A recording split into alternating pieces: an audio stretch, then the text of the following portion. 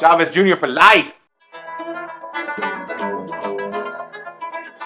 Hey guys, it's your best boxing friends. I'm Kelsey. This is Rachel. Rachel, pretty huge, amazing news in boxing I discovered today through Google News. Google News breaks everything, guys. According to Google News, Julio Cesar Chavez Jr. is set for a return.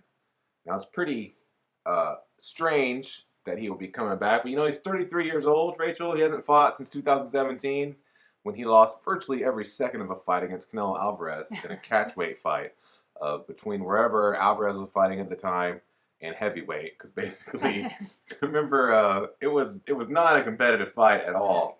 Now, he was supposed to return either earlier this year or late last year against Alfredo Angulo in a fight that intrigued me because they're both straight washed. I mean, these guys are past their sell-by date as fighters.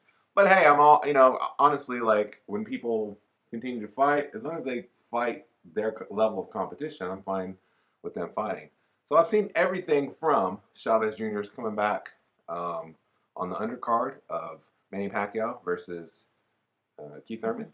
I've also seen that he's going to fight a rematch against another retired fighter, Sergio Martinez, who the two fought in probably the best fight of...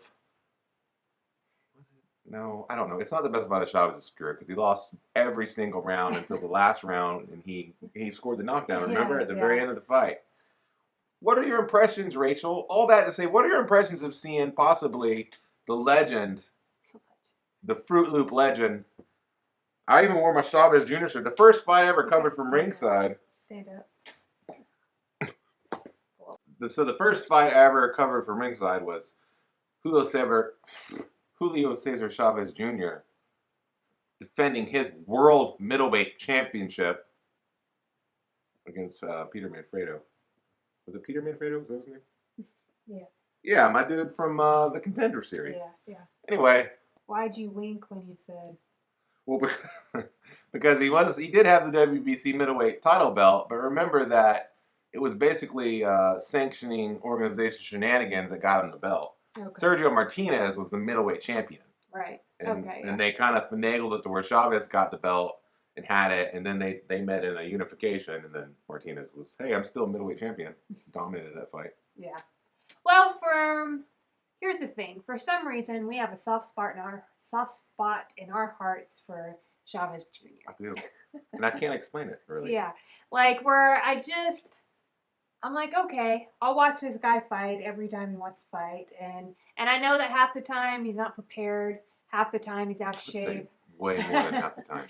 But I don't know. He does have something. He has some kind of natural spark of a talent deep down where sometimes he comes in and I'm like, wow, like he could have really been something. Yeah. Had he had the discipline or the people around him, or anything. Like, what's his deal? Like, I don't understand Chavez Jr. He's 33 years old. I think I mentioned that. You haven't been training. Like, I saw some clips of him. He posted on Twitter, a little training montage. It didn't look good. I felt like I could keep up with him. You know what I mean? And I just don't know. If you're going to be a boxer, you have to be a boxer. You know what I mean? Like, you can't just be a part-time boxer. Yeah, it's an all-in thing. And it's really hard to do that, I think, if you're stupid rich already because your dad is rich and famous. Like, I feel like there's other things that he could do. He doesn't really have to be a boxer to make money. Yeah. It's like you either are in a position where life has, like, this is your option to make for your livelihood. The other thing is I think there are some people out there that, like, boxing just, like, runs through their veins. Yeah, or they're just super disciplined about it. Like, they treat it like... Right, but, like, it's, like, their thing. So you look at, like, to me, like, when I look at the Klitschko's, they came out of a lot, but, like, there's a reason why Vladimir, like, wants to keep boxing. And it was hard for him to say, like, goodbye to the sport and stuff like that. So there's just those two things. I don't think Chavez Jr. fits into either of those categories. Like, he doesn't have to box. And I don't get the impression that, like, boxing courses through his veins. Yeah. I get the impression that maybe, Fruit Loops or he doesn't know what else weed courses through his veins or something. But, like he's passionate are non-passionate about very specific things. The tragedy of Chavez Jr. is that there was a time in his career when he was working with Freddie Roach, just when he was promoted by Top Rank, that first he was laughable at first, but he got better. And he started looking pretty serviceable as a middleweight.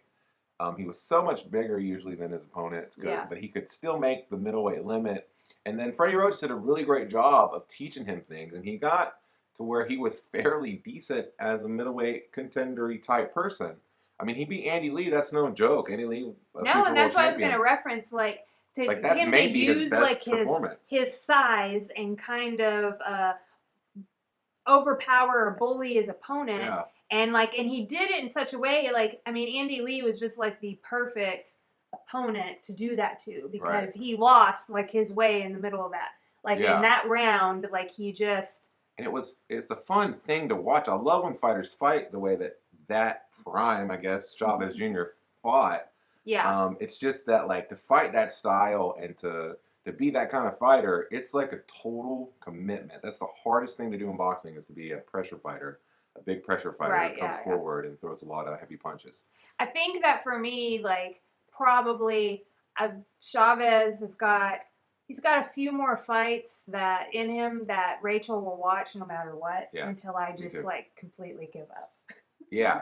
I'm gonna need him to come to his next probably 5 fights, just completely out of shape, maybe smoking a cigarette as he comes into the ring, where I finally, after the 5th time, I'm okay. He's not quite. I'm moving on. Ricardo Mayorga. Ricardo Mayorga would smoke cigarettes and drink and stuff, but he could fight. You know what I mean? It was different too. Their body types are different. Yeah, they're just different cats. Yeah. You know who else are some different cats? Kelsey and Rachel McCarson from Real Talk with Kelsey and Rachel. We're really grateful that you watch our show. Hey, did you notice that we sponsor nyfights.com? You should go check out.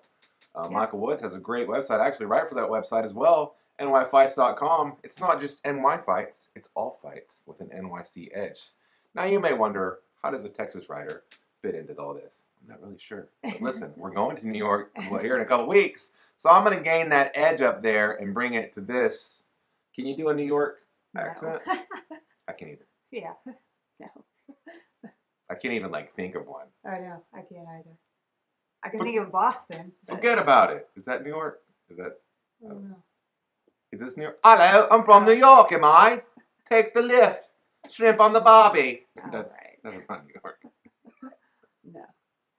But if you go to nyfights.com, every week you can check out where to watch. Where to watch. It tells you. And yeah, it has everything. So I don't know if you've had this experience, but me as a boxing fan, I will Google a fight because I want to know what time it's going to start or something like that. And oh my gosh, I have to sift through so many write-ups where people don't mention it in their write-up, or it's I land on the UK time zone, which I can't do the math for that, and then So if you're in the United States, especially, you want a place to find out where are the best and the best fights on TV this weekend.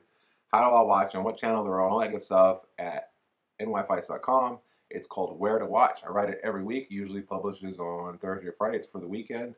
So check it out. Check his site out. I'll just keep on blabbering and talking for no reason. I can't stop. Help me! Help! Oh, right. Help me!